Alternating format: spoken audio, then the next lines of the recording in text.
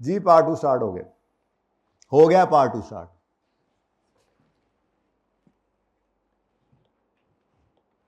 यार लिख ले भाई,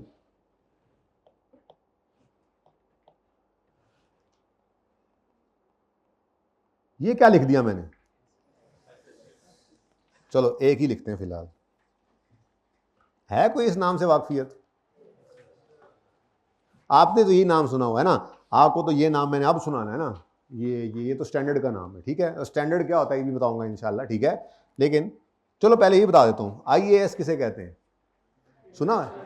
इंटरनेशनल अकाउंटिंग स्टैंडर्ड। नंबर है इसका 16, नाम है इसका प्रॉपर्टी प्लांट एंड इक्विपमेंट। जिसको आप, ये टेंजिबल एसेट्स होते हैं, जिसको आप फिक्स्ड एसेट्स कहा करते थे, ये उसी के ऊपर पूरी गाइडेंस है। असल में ना कुछ मुल्कों को छोड़ के जहाँ पे US गैप्स वगैरह इस्तेमाल होते हैं, ज़्यादातर तो अब मुल्क जो है वो इसी तरफ आ चुके हुए हैं। पूरी दुनिया के अंदर आपका जो ये जो फिक्स एसेट्स हैं उनको अकाउंटिंग के अंदर ट्रीट करने के लिए ये स्टैंडर्ड मौजूद है। ये हमारी स्टैंडर्डाइजेशन होती है एक तरह से। इसी वजह से तो हम लोगों की अपनी मोबिलिटी भी है।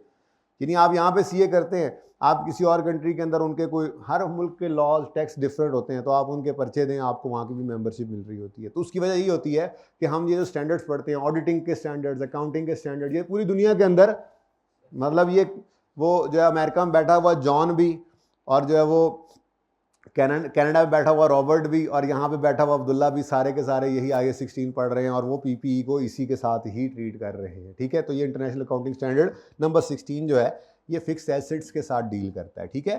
प्रॉपर्टी प्लांट एंड इक्विपमेंट इसका नाम है। तो मैं असल में बात ये कर रहा था, मैं जरा इंट्रो में आपको लेगा वापस, ठीक है। याद माजी अजाब नहीं है, यहाँ पे अजाब नहीं है, आपको इंट्रो सारी याद रखनी है, ठीक है। नहीं तो मैं करवाता रहूंगा इंशाल्लाह, ठीक है। एसेट इज अ रिसोर्स, बड़ी मशहूर डेफिनेशन है। मैं टेक्निकल डेफिनेशन की तरफ भी जाता हूँ, मैंने वहाँ पे स्टैंडर्ड वाली डेफिनेशन भी लिखी हुई है, लेकिन उसकी तरफ बाद में जाते हैं, ठीक है। फिलहाल वहाँ पर तो प्रॉपर्टी प्लांट इक्विपमेंट के बारे में बताया गया ना। मैं आपको एसेट के बारे में थोड़ा सा वैसे बताना चाह रहा हूँ, जैसे फ्रेमवर्क के अंदर बातें लिखी होती हैं, जैसे आपको बिल्कुल बुनियाद में बताया जाता है, ठीक है। तो asset is a resource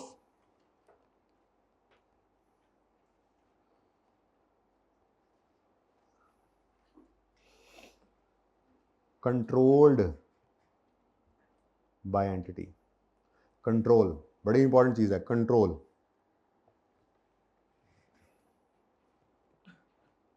controlled by the entity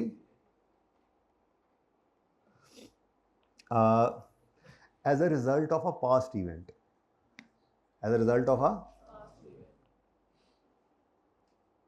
अच्छा वैसे normally as a result of a past event, normally ये पास्ट इवेंट क्या होता है? एसेट को कंट्रोल करने के लिए एंटिटी के कंट्रोल में एसेट आ गया, नॉर्मली इसका पास्ट इवेंट क्या होगा जिस वजह से ये कंट्रोल में आया होगा? हथियार लिया, कब्जा कर लिया, हैं? कब्जा करो। नॉर्मली क्या होता है? परचेज एक ऐसा इवेंट होता है पास्ट में जो हुआ होता है, जिस वजह से ये रिसोर्स जो होता है वो एंटिटी के कंट्रोल में आ जाता है, ठीक है। और ठीक है, अच्छा। और इसको एसेट इसलिए कहते हैं क्योंकि इस रिसोर्स से असासा है ना, असासा, इससे फ्यूचर में हमें बेनिफिट्स आने की उम्मीद होती है, प्रोबेबिलिटी होती है कि फ्यूचर में इससे हमें बेनिफिट आएगा। खर्चा है ना, खर्चा, हमने खर्चा किया और ये AC लिया, ठीक है। अब ये जो कॉस्ट हमने इनकर की, ठीक है, कॉलेज वालों ने ये परचेज किया, पास्ट इवेंट क्या था? परचेज, जिस वजह से ये AC इनके कंट्रोल में आ गया। अब इससे इनको एक्सपेक्टेशन है कि अगले कई साल फायदा आता रहेगा, तो इसको ये क्या कहेंगे? एसेट। अच्छा, ये लाइटें, ये बरकी कुमकुमे जो जल रहे हैं, ठीक है, बिजली, ठीक है, ये जो इलेक्ट्रिसिटी है ये भी यूज हो रही है। अब इसका जो बिल आना है, जो कि बेताशा आता होता है आजकल, आपको पता ही है, घरों में है, एक पखा लाया है बेचारे ने, पता नहीं को, चले छोड़ें, अब बात और तरह चल जाएगी। तो अब ये जो बिजली का बिल आया है, तो ये भी तो पे किया आपने, ये भी कॉस्ट है, इसको भी एसेट कहेंगे। नहीं हंसू ना, एसेट ही कहेंगे, क्यों? हाँ, ऐसी कॉस्ट जिससे हम, ये कॉस्ट तो हमें ये भी पड़ी है, खर्चा तो हमारा ये भी हुआ है, लेकिन इससे फायदा ऑलरेडी हम ले चुके थे, बिजली हम ऑलरेडी जला चुके थे, ठीक है, इस्तेमाल कर चुके थे, तो उसके लिए जो पेमेंट की वो एक्सपेंस बन गया। लेकिन ये एसी के ऊपर जो आपने पेमेंट की, ये पैसे ऐसे हैं जिन्होंने अभी आपको आज खर्च कर दिया आपने, अभी इन्होंने आपको फ्यूचर में फायदा देना है, ठीक है। Asset is a resource control by entity as a result of past event which is expected to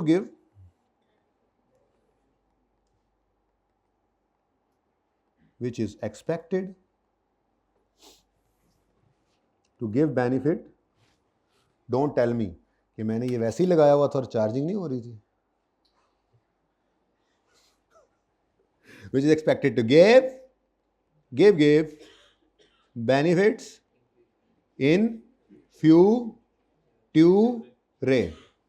अच्छा, बेनिफिट भी जो है ना, आज आपको एक बात मैं बता दूं, लेकिन किसी को आपने बतानी नहीं है, ठीक है। बेनिफिट भी दो तरह से आ सकता है आपको, कोई बता दे, चलो कोई आप में से भी कोई बता दे, क्या मतलब मैं ही बताई जाऊं? हाँ,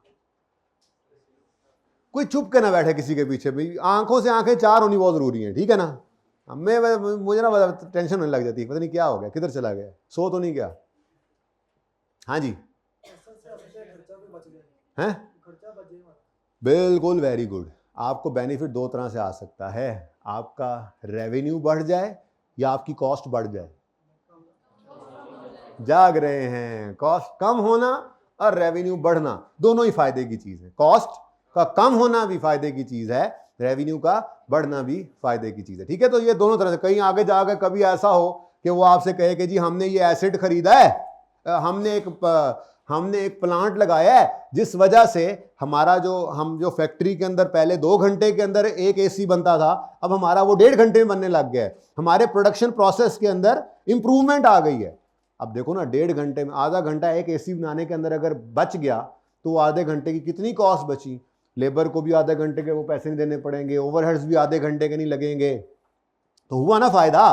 तो अब आप कहो जी इस प्लांट से आपने सेल तो जनरेट नहीं की, रेवेन्यू तो जनरेट नहीं हुआ, ओ भाई कॉस्ट भी तो सेव हुई है। तो पैसा आ रहा है या बाहर पैसा कम जा रहा है, दोनों ही फायदे की चीजें हैं, ठीक है। तो ऐसी आज दिल में आया, ये बात भी बता दूं आपको, आगे चल के ऐसे ही मसला होता है फिर कहीं ना कहीं जाकर, ठीक है। तो आज ही सुन लो, कोई नहीं, जब मसला आएगा तब भी दोबारा बता दूंगा, लेकिन कम से कम एक गिला छोटा सा जरूर दूंगा, याद है पहली क्लास, ऐसे मैं कहता होता हूँ फिर, ठीक है ना। नहीं भी याद होगी तो आपको हो जाएगी इंशाल्लाह। तो बेनिफिट इंक्रीज इन रेवेन्यू की फॉर्म में भी हो सकता है और डिक्रीज इन कॉस्ट की फॉर्म में भी हो सकता है, ठीक है जी।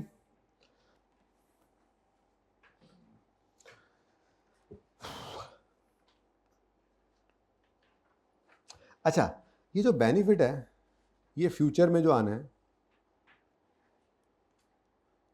यार आप जरा इधर हो जाते हो भाई थोड़ा सा। अच्छा, जो बेनिफिट फ्यूचर में आना है ये कितने साल तक हो सकता है? 6 महीने, 2 महीने, 6 महीने, साल, 2 साल, कितना भी अरसा हो सकता है ना। जरूरी तो नहीं है कि कोई एक फिक्स्ड पीरियड तो नहीं है ना, ठीक है। तो अब एक छोटी सी बात और भी आप ये देखा करते थे कि अगर आपको फ्यूचर में बेनिफिट आना है और इस बेनिफिट की जो मुद्दत है वो अप टू बेनिफिट जो है वो अप टू 1 ईयर है, अप टू 1 ईयर है। तो ऐसे बेनिफिट को, यानी ऐसे रिसोर्स को जिसने आपको 1 साल तक फायदा देना है, तो ऐसे रिसोर्स को आप कह दिया करते थे करंट एसेट। कुछ याद है बातें? बस ऐसे ही ना, बहाने में गेम है ना मैंने डाल देनी। अभी FAR 2 का पता नहीं लगना आपको कैसे शुरू हुई है, ये बता रहा हूँ, ठीक है ना। अभी ये सॉरी FAR 1, ठीक है। ये इंट्रो की बातें चल रही हैं, जाहिर सी बात है ये करनी ज़रूरी है। डेप्रिसिएशन याद कराऊंगा क्या थी, उसका मेथड बताऊंगा। हो सकता है आज का दिन हम जो है वो ना जा सकें उस पर, कल के दिन में हम जब उड़ान भरना शुरू करेंगे तो हो सकता है हम डिस्पोजल तक पहुंच जाए, वरना परसों तो लाजमी कर रहे होंगे। अब डिस्पोजल ऐसी चीज़ है जो आपने नहीं पढ़ी हुई, लेकिन यहाँ पे आपका उसके बगैर गुजारा नहीं होना। हर जगह आपको मिलेगा, जहाँ जहाँ मिक्स होता है वहाँ पे भी डिस्पोजल की, एक्सचेंज की ये एंट्रीज हुआ करती हैं, ठीक है। और अगर बेनिफिट जो है उसकी लाइफ, बेनिफिट अगर अप टू चल भाई मोर देन 1 ईयर कर लो, बेनिफिट फ्यूचर का बेनिफिट हो फॉर मोर देन 1 ईयर, तो इसको आप क्या कह दे करते थे? हाँ, कहता करंट एसेट। और नॉन करंट एसेट, ऐसा एसेट जिसमें करंट ना हो उसको कहते हैं नॉन करंट एसेट। इसको फिक्स एसेट भी आप लोग कह दिएगा, इसी को फिक्स एसेट कहते हैं, ठीक है। खैर थोड़ी सी बात हमने की ऐसी ज़रा एसेट की, ठीक है। अच्छा, अब ये तो था ना वो थोड़ा सा एसेट जिसको हमने थोड़ा अंडरस्टैंड किया कि जी ये एसेट किसे कहते हैं, कैसा रिसोर्स जिसने फ्यूचर में हमें फ़ायदा देना है, ठीक है। और वो जो रिसोर्स है वो हमारे कंट्रोल में है, हम मतलब बिजनेस एंटिटी, ठीक है ना, तो उसको हम क्या कह रहे हैं? एसेट, ठीक है। एक टेक्निकल डेफिनेशन भी थोड़ी सी है, अगर इसमें कोई सवाल है तो पूछ लें, वरना फिर मैं वो थोड़ी सी बात आपको पढ़ा दूँ। थेरी साथ के साथ पढ़ लेनी चाहिए, ठीक है। अभी MCQs आते हैं या डिस्कशन वाली तरफ ICAP बहुत चलने लग गया है। वैसे इस दफ़ा ICAP ने थोड़ा सा सरप्राइज पैकेज ये रखा हुआ था कि जर्नल एंट्रीज पूछी, काफ़ी जर्नल एंट्रीज पूछी। किसी ने दिया है इस दफ़ा पर्चा?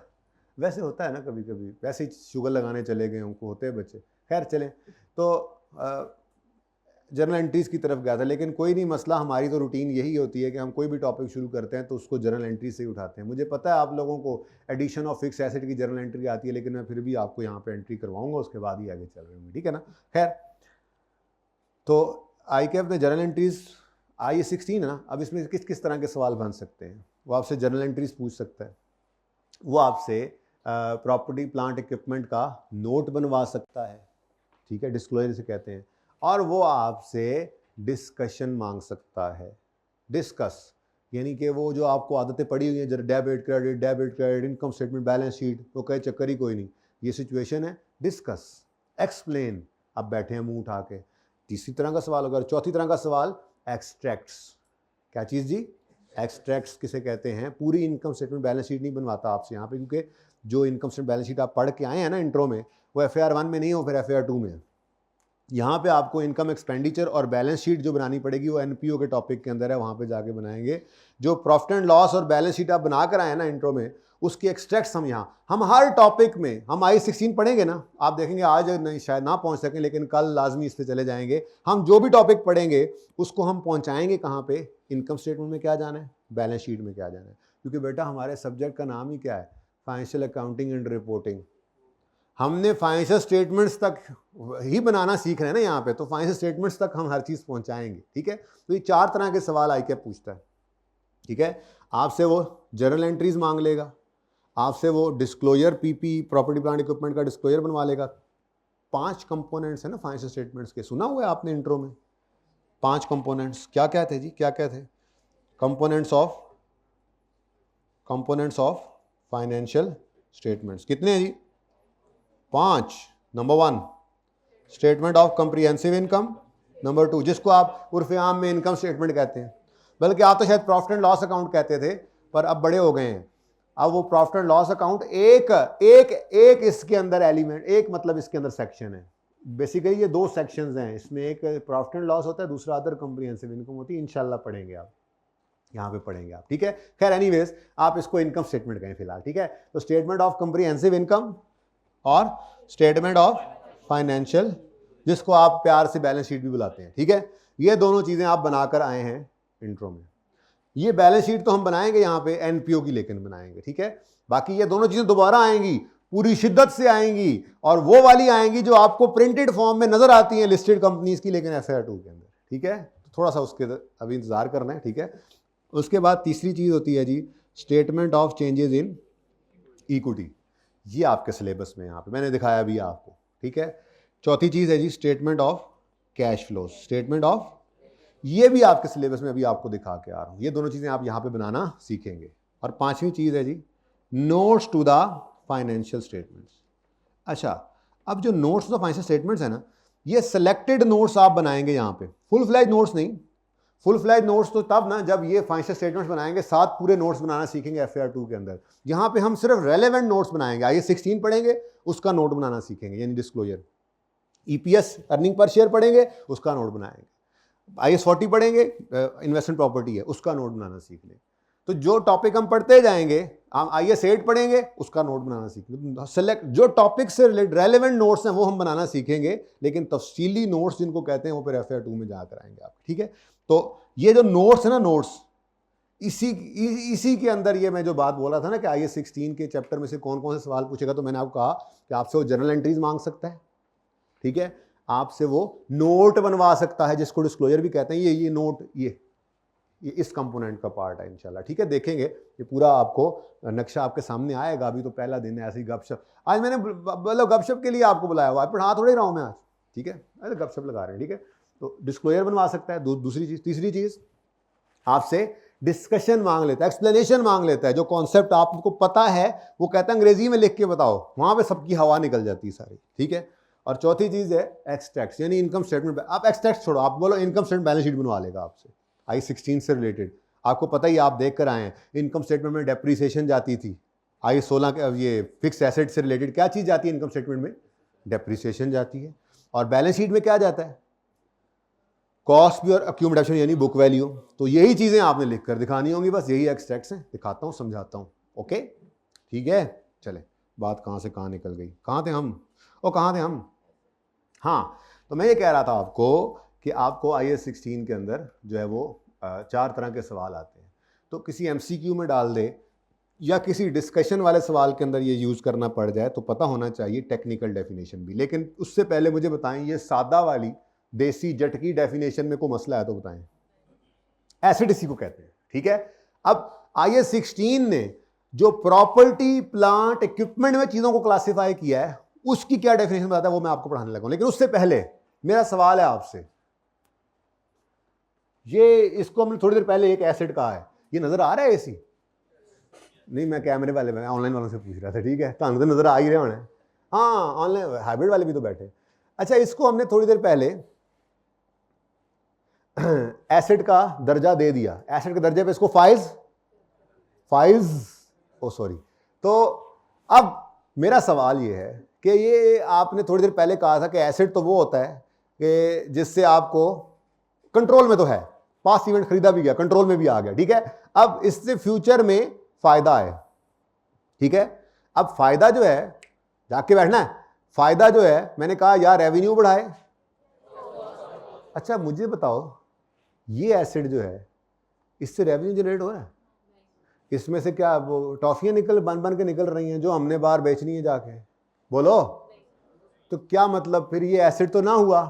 एसिड की डेफिनेशन के मुताबिक तो ये एसिड ना हुआ। तो एसिड की वो डेफिनेशन जो है ना, वो फ्रेमवर्क की डेफिनेशन है जो बुनियाद बनाता है कि एसिड किसको कह सकते हैं। अब IAS 16 ने किस किस को अपना एसिड कहा है, यानी प्रॉपर्टी प्लांट इक्विपमेंट, वो बताने जा रहा हूं आपको मैं, ठीक है। IAS 16 क्या कहता है? IAS 16 कहता है IAS 16 कि property plant equipment are tangible items. Tangible मतलब नजर आ रहे हैं, टच कर सकते हैं, टेंजिबल। एक ऐसे भी रिसोर्सेज होते हैं जिनको इनटेंजिबल कहते हैं, जैसे सॉफ्टवेयर हो गया, ठीक है, कॉपीराइट, पेटेंट। ये FAR 2 में आप पढ़ेंगे, पूरा स्टैंडर्ड है इसके ऊपर, IAS 38 उसका नंबर है। इनटेंजिबल एसेट्स का अपना स्टैंडर्ड है IAS 38। फिलहाल आपने यहाँ पे FAR 1 में टेंजिबल एसेट्स का स्टैंडर्ड पढ़ना है, ठीक है। FAR 1 2 अब बच्चे इकट्ठे पढ़ नहीं सकते, पहले इकट्ठे ही पढ़ लिया करते थे, ठीक है। तो जो FAR 2 के बच्चे होंगे आज उनका IAS 38 ही शुरू होना है। यहाँ पे टेंजिबल वाला शुरू हो रहा है, FAR 2 में इंटेंजिबल वाला। जब आप FAR 2 में जाएंगे तो पहला टॉपिक जो होगा वो टेंजिबल से बहुत मिलता जुलता इंटेंजिबल का स्टैंडर्ड है, ठीक है, ठीक है ना। तो ये क्या कह रहा है जी, IAS 16 क्या कहता है? Property plant equipment are tangible items that are held for use in, हाँ यही तो परेशान कर रही थी बात, ये हेल्ड फॉर यूज है, ठीक है, इन प्रोडक्शन और सप्लाई ऑफ गुड्स और सर्विसेज। यही तो समझ नहीं आ रही थी बात। हमने कहा इसमें से टॉफियां बन के निकल रही हैं। हम मिसाल के तौर पे हमारी एक फैक्ट्री है जिसमें हम चॉकलेट बनाकर बेचते हैं। अब ये ऐसी तो चॉकलेट नहीं बना रहा, तो क्या हमने इसको होल्ड किया हुआ है फॉर प्रोडक्शन और सप्लाई ऑफ गुड्स और सर्विसेज? नहीं, फॉर एडमिन पर्पसेस। हाँ, ये एडमिन पर्पसेस के लिए तो है। यानी ये जिस दफ्तर में बैठे हैं हम, जहां पे बैठ के हम इस फैक्ट्री को चला रहे हैं, उस दफ्तर में ये AC लगा हुआ है, ये तो मेरा एडमिन पर्पस के लिए लगा हुआ है, लेकिन मैं इसको क्या कह रहा हूँ कि मेरा प्रॉपर्टी प्लांट एसेट है मेरा।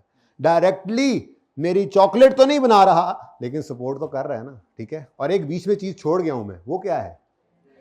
फॉर रेंटल, ठीक है, फॉर रेंटल। तो ये बेसिकली रेंटल क्या मतलब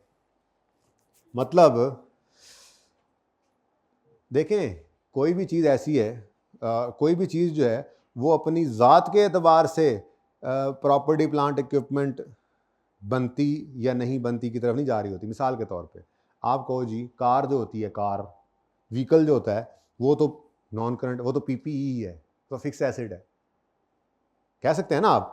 तो एक भाई उठे वहां से, वो कहने लगे जी वो जो शोरूम वाला है, कार शोरूम वाला, उसके लिए कार क्या पीपीई है? हम कहेंगे नहीं, उसके लिए तो क्या है? इन्वेंट्री, ठीक है। ऐसे ही मिसाल के तौर पे मैं जनरेटर इंपोर्ट करता हूं और आगे बेचता हूं। अब मैं सप्लायर हूं, इंपोर्टर हूं, ठीक है, मेरा बिजनेस है, ट्रेडिंग बिजनेस है, ठीक है। अब मेरे लिए जनरेटर, हालांकि जनरेटर क्या है? एक ऐसा रिसोर्स है जिससे कई साल तक फायदा आ सकता है, नॉन करंट एसेट है ना, लेकिन क्या मेरे लिए नॉन करंट एसेट है? नहीं, मेरे लिए नॉन करंट एसेट मेरे लिए क्या है? अच्छा, मैं सिर्फ बेचता ही नहीं हूं, मैं किराए पे भी देता हूं। जैसे भाई ने शादी के लिए जनरेटर किराए पे लेना था, ठीक है, तो ये सर्विसेज में देता हूं, 3 दिन के लिए किराए पे ले जाओ, हफ्ते के लिए किराए पे ले जाओ, 10 दिन के लिए किराए पे ले जाओ, तो मैं ये जनरेटर किराए पे भी देता हूं। अब जो जनरेटर मैंने किराए पे देने के लिए अलग करके रखे हैं, बेचने के लिए तो रखे हुए ना, वो जनरेटर मेरा प्रॉपर्टी प्लांट इक्विपमेंट होगा, क्योंकि उससे मुझे फायदा किस फॉर्म में आ रहा है? रेंटल की फॉर्म में, ठीक है। तो ये थोड़ा सा डिफरेंस होता है, इन चीजों को डिफरेंशिएट करके चलना है। तो ये एक इंपॉर्टेंट बात इसलिए है कि ये किसी एमसीक्यू में आ सकती है कि आप यूजेस बता दो प्रॉपर्टी प्लांट इक्विपमेंट का, कौन कौन सा यूज है। तो हम कह सकते हैं कि जी इसको हम यूज कर सकते हैं फॉर प्रोडक्शन और सप्लाई ऑफ गुड्स और services, for rental to others, और फॉर एडमिन पर्पज, ठीक है। तो एक तो वो टेंजेबल आइटम्स जो इनमें से किसी एक काम के लिए हमने होल्ड किए हुए हो, इनमें से किसी भी एक काम के लिए होल्ड किए हो, एडमिनिस्ट्रेटिव पर्पस के लिए होल्ड किए हो, रेंटल के लिए होल्ड किए हुए हो, होल्ड किए हो, अपने पास पड़े हैं, किस लिए? दफ्तर में लगाया हुआ एसी, किस लिए? एसी किराए पे देते हैं एसी, ठीक है, किस लिए? कि जी हमारी प्लांट है जिससे जो है वो प्रोडक्शन या supply of goods. Supply of goods का मतलब क्या? हमने डिलीवरी व्हीकल रखा हुआ है, मैं एसी इंपोर्ट करके यहां पर बेचता हूं, तो मैंने एक डिलीवरी व्हीकल रखा हुआ है जिसमें मैं एसी डाल के जो दुकानों में बेचता हूं। अब डिलीवरी व्हीकल क्या है? वो मेरे लिए क्या है? पीपी, या क्योंकि मैंने उसको सप्लाई ऑफ गुड्स सर्विसेज लिखा हुआ। बात समझ आ रही है? तो ये इनमें से कोई सा एक मकसद हो तो वो हमारा क्या बन जाएगा? लेकिन स्टैंडर्ड कहता है उसके साथ एक एंड लगा दिया उसने, दूसरी शर्त भी जरूरी है, आप इन तीनों में से किसी एक मकसद के लिए इसको रखें। और अगली बात, ये जो मकसद है ना कि आपने इसको प्रोडक्शन सप्लाई में यूज करना है, रेंटल के लिए यूज करना है या एडमिन पर्पस के लिए, तो एक्सपेक्टेशन क्या है कि 1 साल से ज्यादा अरसे के लिए आप इसको रखें। यानी आपने इसको प्रोडक्शन सप्लाई में यूज करना है या रेंटल, यानी इसकी लाइफ, जो मैंने अभी थोड़े आसान झटके अल्फाज में क्या समझाया था, बेनिफिट की लाइफ अगर 1 साल से ज्यादा है, ठीक है, रिसोर्स जिससे ये 3 मकासद कोई एक मकसद ले रहे हो, और वो जो मकसद है, जो बेनिफिट है, वो एक्सपेक्टेशन है कि 1 साल से ज्यादा अरसे पर आएगा, तो ये क्या है आपका? IS 16 का प्रॉपर्टी प्लांट एंड इक्विपमेंट। ये वो आइटम है जिस पर आपके इस स्टैंडर्ड के रूल्स लगेंगे, इसको अकाउंट फॉर कैसे करना है। बात समझ आ गई? ठीक है। आगे ये बात जो है ये आपने बिल्कुल घर पे ज़रा पढ़नी है एक दफ़ा, अगर कहेंगे तो मैं कल फिर आपको आते साथ इसको रिवाइज करूंगा। कहना क्या चाह रहे हैं ये मैं बता देता हूँ जल्दी से, ठीक है, लफ्ज़ ब लफ्ज़ आपने पढ़ना है। कहता है जी इंपॉर्टेंट है, इसको पीपीई को डिस्टिंग्विश करो, अलग करो, किससे? इंटेंजिबल्स से। इंटेंजिबल्स नहीं, इंटेंजिबल्स कौन से? Patent, software. Intangible do not have physical substance and therefore are classified and presented separately. यानी जब बैलेंस शीट बनती है ना, जब फेयर 2 में बैलेंस शीट आपकी बनेगी, उसमें प्रॉपर्टी प्लांट इक्विपमेंट अलग नजर आएगा, इंटेंजिबल्स अलग नजर आएंगे, और बहुत सारे एसेट्स हैं अभी जो फेयर 2 में आ रहे हैं। राइट ऑफ यूज एक लीज्ड एसेट है, वो आ जाएगा। बायोलॉजिकल एसेट, गावा मज्जा, वो एक स्टैंडर्ड आगे फेयर 2 में वो आ जाएगा। यानी अलग अलग स्टैंडर्ड्स हैं, तो अलग अलग प्रेजेंट कर रहे हैं, सो ये कह रहे हैं, ठीक है, इनको अलग रखना है, ठीक है। Although they are also held for long term and are often vital for business operation, intangibles are accounted for under IS 38, जो कि आपके सिलेबस में फिलहाल नहीं है, ठीक है। Got it? आगे कहते हैं इन्वेंट्री से भी इसको अलग करो, ठीक है। तो क्या कह रहे हैं ऊपर, इंपॉर्टेंट है डिस्टिंग्विश करो इसको किससे, इंटेंजिबल से, और दूसरा इन्वेंट्री से, ठीक है। Inventory, although inventory items usually have physical substance, they differ from PPE because they are held for resale in ordinary course of business. Inventories are accounted for under IS 2, ठीक है। हाँ, कहता है आगे वही बात हमने की ज़बानी, if an entity's main business is selling machines, those machines are inventory item and are not classified as PPE. However, plant and machinery used to produce machine for sale is PPE. क्या मतलब, अगर मैंने मशीनें खरीदी हैं, AC खरीदे हैं, मशीनें खरीदी हैं और आगे मशीनें बेचता हूं मैं, मशीनें भी तो बेच सकता हूँ, वही जो फैक्ट्री मशीन लगा रही है वो कहीं ना कहीं से खरीद के लाई होगी ना। एक बंदे का काम मशीनें ही बेचना है तो वो मशीन उसके लिए क्या है, इन्वेंट्री। लेकिन अगर उसने एक प्लांट बनाया हुआ है जिस पर वो मशीनें कंस्ट्रक्ट कर रहा है तो वो प्लांट उसके लिए क्या होगा, ये थोड़ी सी बात ये लिखी हुई है बस यहाँ पे, ठीक है। The same goes for real estate business, their corporate office are PP but houses they sell are inventory. ये जो सोसाइटियां बनी हुई हैं इनके अंदर जो उन्होंने अपना ऑफिस बनाया होगा वो उनका पीपीई है, लेकिन जो उन्होंने 15-20 घर बनाकर उनको इन्वेंट्री उनको रखा, कभी आप जाए ना कि सोसाइटी के अंदर नहीं जी को प्लॉट पड़ा या घर है तो कहते हैं सर जरा इन्वेंट्री चेक कर लें, इन्वेंट्री, हाँ इन्वेंट्री चेक कर लें कोई प्लॉट पड़ा या नहीं, क्योंकि हमने यहाँ पे 50 प्लॉट्स जो हैं वो बनाए थे, अब उनमें से 10 बिक गए तो 40 इन्वेंट्री में पड़े अनसोल्ड, ठीक है ना। तो यही कह रहे हैं। अच्छा एक और चीज़ भी यहाँ पे आ सकती है, वो है इन्वेस्टमेंट प्रॉपर्टी, ठीक है। लेकिन वो अब चूंकि स्टैंडर्ड भाई पढ़ा नहीं है, जब पढ़ेंगे तो फिर मैं आपको फ़र्क बताऊंगा, वो भी पीपीई से डिफरेंट है, ठीक है। वो अब इस वक्त आप कंफ्यूज कर जाएंगे इस चीज़ से। वैसे थोड़ी सी बात ये कर देता हूँ कि जो इमूवेबल प्रॉपर्टी होती है ना, लैंड बिल्डिंग, अगर उसको रेंटल पे दें तो वो फिर पीपीई नहीं रहता, वो इन्वेस्टमेंट प्रॉपर्टी में चला जाता है। खैर चलें छोड़ें फिलहाल इसको, नहीं जरा देखो ना शक्लें थोड़ी सी बनी है, वक्त आने में पढ़ेंगे, ठीक है ना। पूरा एक्सटेंडेड है, हमारे सिलेबस में है, बड़ा इंपॉर्टेंट है, हर दफा सवाल उसमें से आता है, पढ़ेंगे इंशाल्लाह। फिलहाल इतनी सी बात काफ़ी है, ठीक है। यहाँ तक को मसला है तो बताएं, बोलें। अच्छा जी नेक्स्ट, मैंने एसिड कहाँ लिखा, यहाँ पे लिख दिया, चलो कोई नहीं, खैर।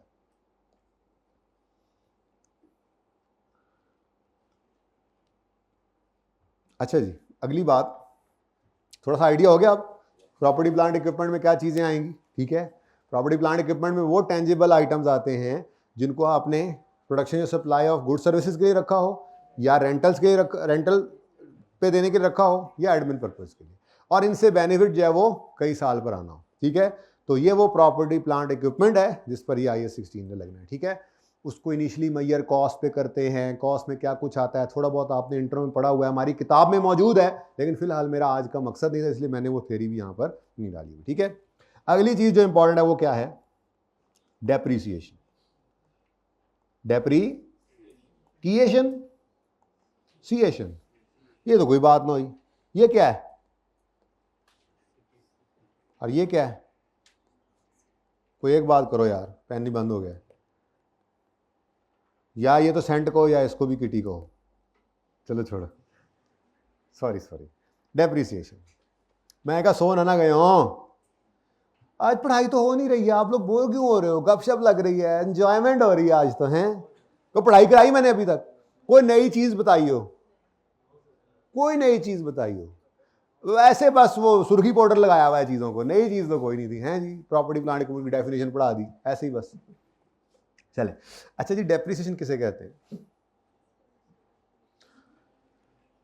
देखें जी मेरी बात सुने, मिसाल के तौर पे मैंने एक बिजनेस शुरू किया और जूस बेचने का, ठीक है। ये जो जूस होते हैं ना डिब्बे वाले जूस, 50-60 रुपए का एक जूस आता है, ठीक है। ये मैंने खरीदने और बेचने के लिए एक खोखा लगा दिया, ठीक है।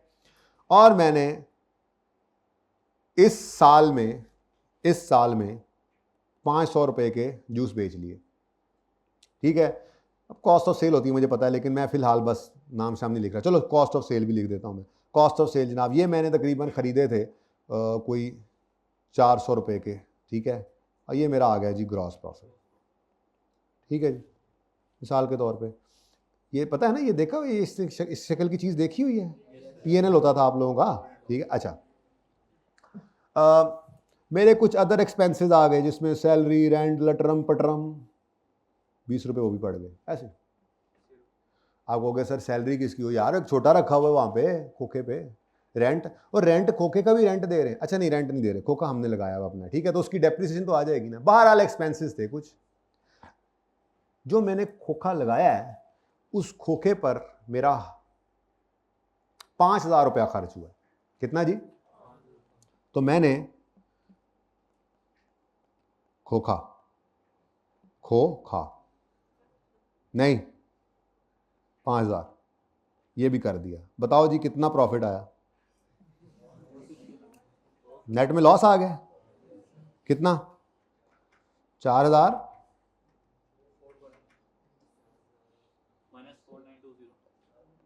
420 तुम्हारा नंबर है, 420 तुम लोगों का फेवरेट, तुम लोगों का सबका नंबर, ठीक है। अच्छा ये तो हो गया जनाब ईयर 1। अच्छा ईयर 2 आया। ईयर 2 में जनाब तरक्कियाँ, हाँ जी, जूस बिकी जा रहे हैं।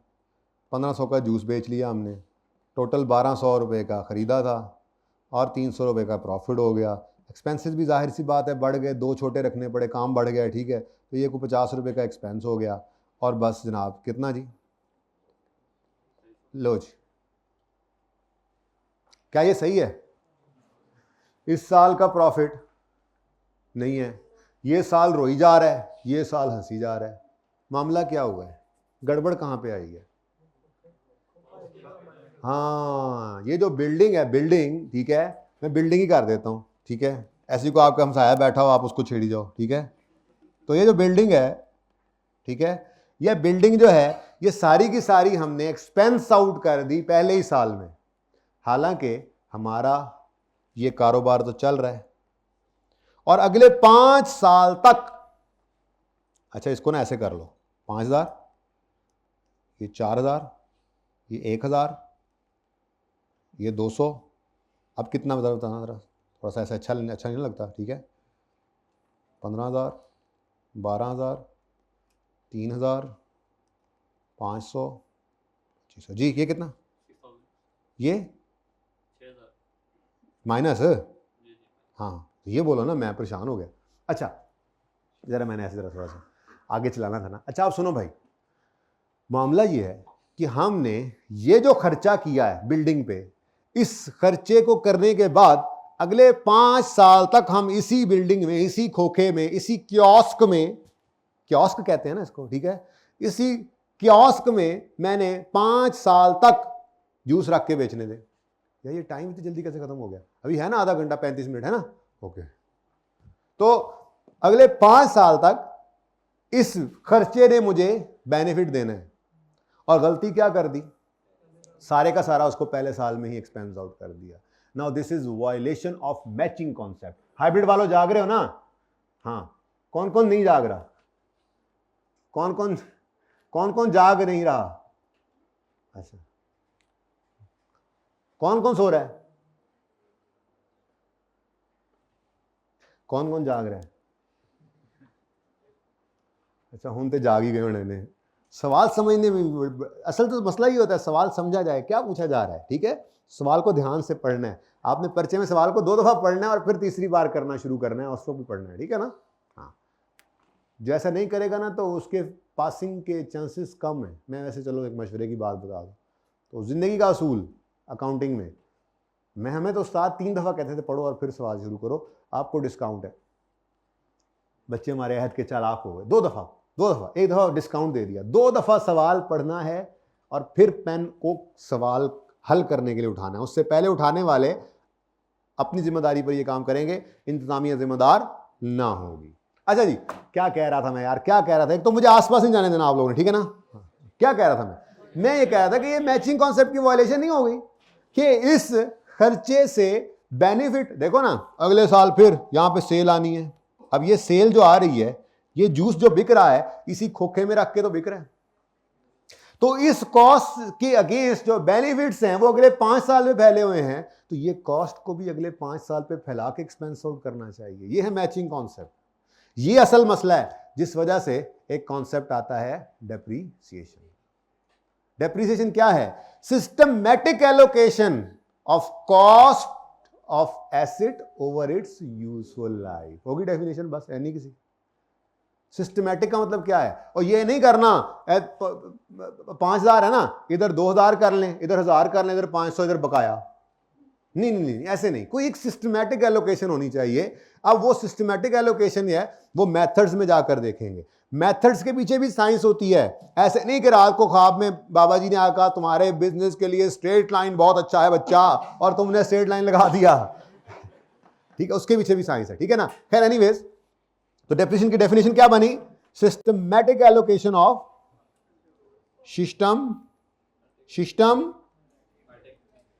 Systematic allocation. ये थोड़ा सा पेन को माफ कर दें, अब करते हैं इंशाल्लाह इसको सही आज। Systematic allocation of cost of asset over it's useful life. भाई जब कौन कौन बोर हो रहा है? कौन कौन बोर हो रहा है? कौन कौन बोर हो रहा है? हाइब्रिड में से कोई बोर हो रहा है? कौन कौन बोर हो रहा है? कौन कौन कौन बोलो ना। किसी ने बता नहीं दिया आपको कि मैंने क्लास से बाहर निकाल देना है? बोर हो रहे हो आप? निकल जाओ क्लास से। क्लास से निकल नहीं देता मैं, कुंडी लगा देता होता हूँ, खबरदार जाने को नहीं देता मैं, यहीं पे सजा देता होता हूँ। अच्छा भाई आमिर भाई, आप बोर तो नहीं हो रहे? मोबाइल कहाँ है आपका? आपको पता है आमिर भाई पे भी पूरी नजर रखनी पड़ती है, क्योंकि ऑनलाइन वाले जो घर बैठे हैं ना वो डिपेंड कर रहे थे आमिर भाई पे। ठीक है ना, इसलिए हर खबर पर नजर। Systematic allocation. और जाग रहे हो ना? ये कितनी उंगलियां हैं? और 4 उंगलियां, 5वां अंगूठा है। जाग रहे हो? खे जाग रहे हो? Systematic allocation of cost of asset over it's useful life.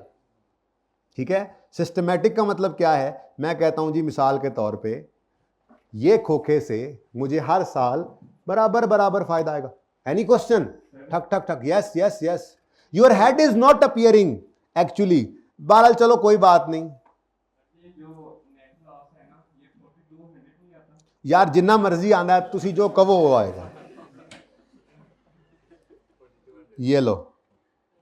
नहीं, वैसे ये बातें भी छोटी छोटी इंपॉर्टेंट इसलिए होती हैं, आप लोग सामने बैठे हो, आपने ऐसे ही किसी वक्त क्लास एंड भी होगी ना, पूछना सर ये क्या, क्लास खत्म होनी है ना, सर ये 42 नहीं बनता था? हाँ हाँ बेटा 42 बनता था, इसने कहा 6,000 मैंने लिख दिया। ऑनलाइन वाले बेचारे पूरा दिन इसमें खपते रहेंगे, यार ये 6,000 बना तो बना कैसे? तो जज़ाकल्लाह भाई 42 ही बनता है। ठीक है। वो कहते यार इसके पीछे भी कोई कॉन्सेप्ट होगा जरूर। ठीक है। आई कैप के बच्चे की ना, आई कैप का जो एग्जामिनी है, इसका एक मसला ये भी है, मैं बताऊं, सही बात बता रहा हूं, एक साफ सुथरी सादा आसान सी बात लिखी है, कहेगा नहीं इतनी आसान बात तो हो ही नहीं सकती है। जरूर इसके पीछे कोई ना कोई बात होगी। और सादा बात को भी मुश्किल बना लेते हैं, ऐसा नहीं करना आपने। ठीक है, जो सादा बात है वो सादा ही होती है। अच्छा, तो मैं ये कहना चाह रहा हूं कि हमने ये कहा कि जी मिसाल के तौर पे हमें इस बिल्डिंग से, यानी इस खोखे से अगले 5 साल तक बराबर फायदा आना है। बराबर फायदा इसलिए कि भाई बिल्डिंग है ना, बिल्डिंग की नेचर ही ऐसी है। अब उस खोखे ने खुद तो बढ़ नहीं जाना, खोखा भी उतना ही रहना, उसकी कैपेसिटी भी उतनी रहनी है, जूस उतनी ही रख कर हम बेचते रहेंगे। अच्छा, आप कहोगे सर देखे ना, पहले तो कम जूस नहीं बेचे। और भाई वो बेच कम सके थे, खोखा तो 5,000 जूस के डब्बे रखने का अहल है। अब आपके पास जितनी डिमांड है आप उतना ही रखोगे। बिल्डिंग आपको पूरा फायदा देने के लिए हर साल तैयार है। ठीक है, तो यूं कह सकते हैं कि बिल्डिंग से आने वाला फायदा हर साल बराबर बराबर है। तो कोई ऐसा सिस्टम हो जिससे एलोकेशन, डेप्रिसिएशन की एलोकेशन जो है वो बराबर बराबर हो, तो वो हमने एक मेथड पढ़ा था जिसका नाम क्या था? Straight line. तो ये डेप्रिसिएशन मेथड है ना, ये भी ऐसे ही नहीं है। डेप्रिसिएशन मेथड के पीछे साइंस ये होती है कि ये मेथड और एसेट्स से आने वाले बेनिफिट का पैटर्न ये मैच करते हैं। यानी डेप्रिसिएशन मेथड से जो डेप्रिसिएशन निकल रही है और जो एसिड से बेनिफिट आ रहा है, इन दोनों का जो है वो आपस में ये इन द पैटर्न मैच करना चाहिए। जैसे मैंने मिसाल के तौर पे आपको बोला, बिल्डिंग एक ऐसा एसिड है जिससे आपको हर साल बराबर बराबर फायदा आ रहा है, तो फिर डेप्रिसिएशन मेथड भी ऐसा चुनो जिससे हर साल डेप्रिसिएशन एक्सपेंस बराबर बराबर आए। और उसका नाम हमने क्या रखा था बचपन में, इंट्रो में? स्ट्रेट लाइन मेथड, सीधी लकीर मेथड है जी, स्ट्रेट लाइन मेथड। तो खैर वो सारा अभी कैलकुलेशन से करते हैं, लेकिन तो मैंने ऐसे गपशप के अंदर बता दिया ना। तो फिर मैंने कहा जी ये खोखा जो है इसका कख नहीं मिलना, ठीक है ना। 5 साल के एंड पे सिफर हो जाना है बिल्कुल इसने। तो हर साल 1000 1000 1000 1000 और 1000। अब ठीक है, अब ठीक है, अब इधर भी खुश, हालत बेहतर हो जाएगी, ठीक है। क्या हो जाएगी अब हालत? प्रॉफिट आ गया, कितना कितना प्रॉफिट आ गया? अभी भी प्रॉफिट नहीं आया, चलो कुछ बेहतरी आ गई, चलो खैर चलो, लेकिन अब ठीक है, अब लॉस अब बनता भी है, ठीक है, इतना तो बनता भी है, ठीक है। थोड़ी सी सेल बढ़ा लो अगर टेंशन हो रही है तो, लॉस भी देखना चाहिए वैसे बंदे को। अगले साल बताओ कितना?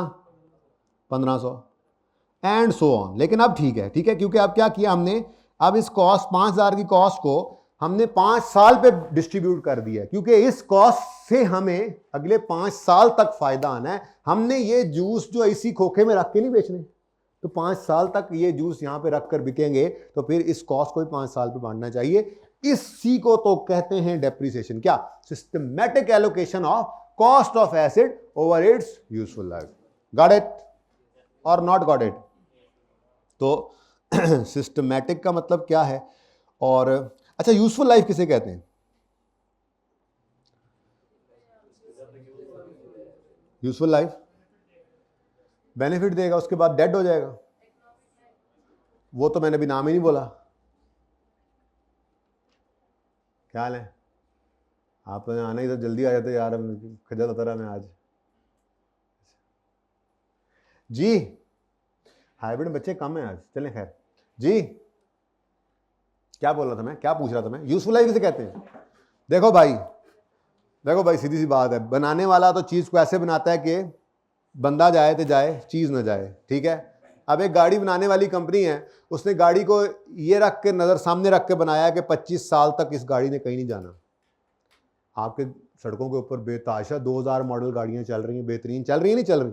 क्या ख्याल है? तो हो सकता है कि 25 साल को सामने रखते हुए आपके मैन्युफैक्चरर ने उसको बनाया हो, लेकिन आपने वो गाड़ी जो अपने बिजनेस के अंदर रखी है, आपने कहा है मैं अपने हर मैनेजर को एक गाड़ी दूंगा, 5 साल बाद वो पुरानी गाड़ी हम वापस ले लेंगे या उसी को देकर फिर नई गाड़ी दे देंगे, 5 साल बाद हम वो गाड़ी उससे ले लेंगे, ऐसे करना, ठीक है, और उसको हम बेच देंगे। अब मुझे बताओ, आप एक कंपनी है, आपने एक गाड़ी जिसकी इकोनॉमिक लाइफ, ये मैंने क्या बोला था, 25 साल, क्या है जो मैन्युफैक्चरर ने बनाई थी असल लाइफ, ठीक है 25 साल, आपने, आपकी कंपनी ने उसको 25 साल की नीयत से, आपकी कंपनी उसको 25 साल की नीयत से नहीं लिया, बल्कि उन्होंने ये सोचा है कि 5 साल के बाद हम ये बेच देंगे और नई गाड़ी लेंगे, क्योंकि 5 साल के बाद ना गाड़ी में काम शाम बहुत निकलने लग जाते हैं, तो छोड़ो यार इसको साइड पे करेंगे और नई ले आएंगे। अब ये दोनों चीजें अलग हो गई। इकोनॉमिक लाइफ वो जिसके लिए मैन्युफैक्चरर ने उसको बनाया था, और यूजफुल लाइफ वो जिसके लिए बिजनेस ने ये सोचा है कि हम उसको यूज करेंगे, यानी कि बिजनेस की इंटेंशन, ठीक है। यूजफुल लाइफ किसे कहते हैं जी? Life over which asset is intended to be used by business. Life, और लिख ले भाई, life over which asset is intended, ऐसे लिख लो, asset is intended to be used by the entity.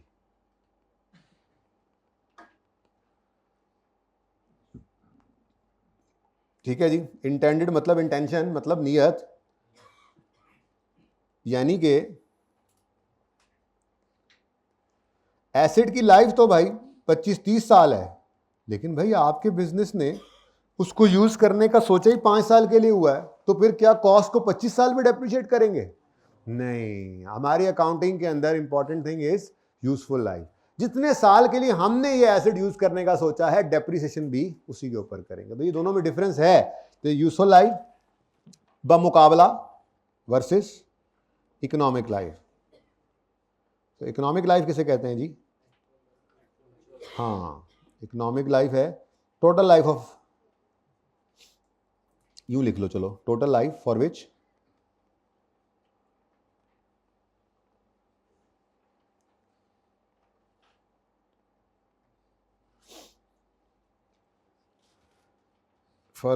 asset is expected to give benefit, यूं कह लें,